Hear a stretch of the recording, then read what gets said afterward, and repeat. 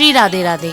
आपका स्वागत है मेरे इस YouTube चैनल डिवाइन हिंदी कहानियों में। आज मैं आपको कार्तिक मास महात्म्यम कथा अध्याय 10 सुनाऊंगी। राजा पृथु बोले, हे ऋषि श्रेष्ठ नारद जी, आपको प्रणाम है। कृपा आप यह बताने की कृपा कीजिए कि जब भगवान शंकर ने अपने मस्तक के तेज को क्षीर सागर में डाला तो उस समय क्या हुआ? नारद जी बोले, हे राजन, जब भगवान शंकर ने अपना वह तेज क्षीर सागर में डाल दिया तो उस समय वह शीघ्र ही बालक होकर सागर के संगम पर बैठकर संसार को भय देने वाला रुदन करने लगा। उसके रुदन से संपूर्ण जगत व्याकुल हो उठा, लोकपाल भी व्याकुल हो गए, चराचर चलायमान हो गया। शंकर सुवन के रुदन से संपूर्ण ब्रह्मांड व्याकुल हो गया। यह देखकर सभी देवता और ऋषि मुनि व्याकुल होकर ब्रह्मा जी की शरण में चले गए और उन्हें प्रणाम कर उनकी स्तुति करने लगे। उन सभी ने ब्रह्मा जी से कहा कि हे पितामह, यह बहुत ही विकट परिस्थिति उत्पन्न हो गई है। हे महायोगिनी, इसको नष्ट कीजिए। देवताओं के मुख से इस प्रकार सुनकर ब्रह्मा जी सत्यलोक से उतरकर उस बालक को देखने के लिए सागर तट पर आए। सागर ने ब्रह्मा जी को आता देखकर उन्हें प्रणाम किया और बालक को उठाकर उनकी गोद में दे दिया। आश्चर्यचकित होते हुए ब्रह्मा जी से पूछा, हे सागर, यह बालक किसका है? शीघ्रता पूर्वक कहो।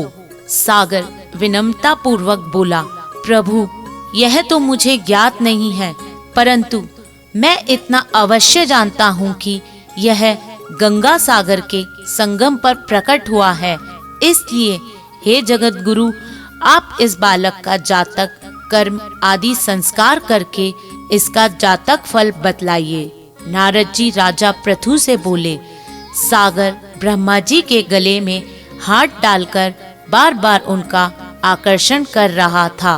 फिर तो उसे ब्रह्मा जी का गला इतनी जोर से पकड़ा कि उससे पीड़ित होकर ब्रह्मा जी की आंखों से अश्रु टपकने लगे। ब्रह्मा जी के अपने दोनों हाथों का जोर लगाकर किसी प्रकार सागर ने अपना गला छुड़वाया और सागर से कहा, हे सागर सुनो, मैं तुम्हारे इस पुत्र का जातक फल कहता हूँ।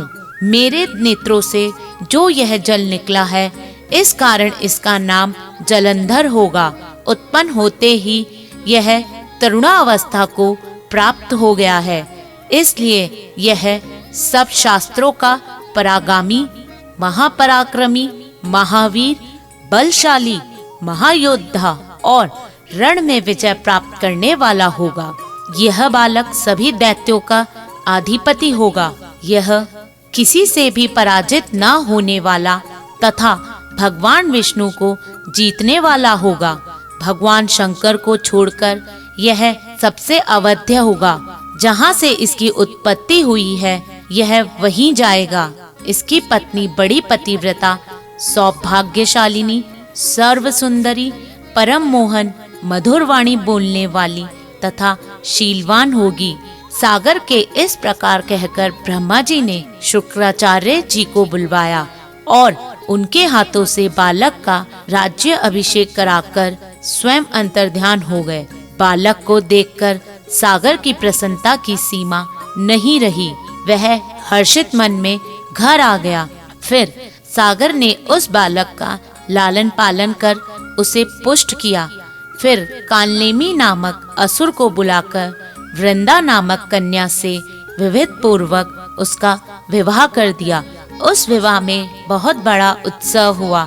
श्री शुक्राचार्य जी के प्रभाव से पत्नी सहित जलंधर दैत्यों का राजा हो गया। अगर आपको मेरा ये कार्तिक महात्म्य अध्याय पसंद आए तो कमेंट बॉक्स में जरूर लिखें तथा मेरे इस चैनल को लाइक एंड शेयर करना ना भूलें।